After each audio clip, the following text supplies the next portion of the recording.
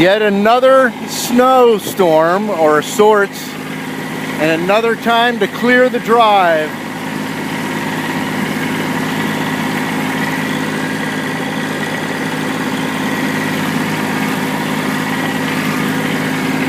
I'm certainly glad I have a Kubota tractor to do the job. Shoveling everything here by hand would not be fun. Although I still like the snow, and I actually love plowing snow. So we got some work, as you can see, to do on the drive. Barely passable. Snow is piled up like we've never seen it since we've lived here. We've lived here since 2003. Snow everywhere. But like I said, I still love it.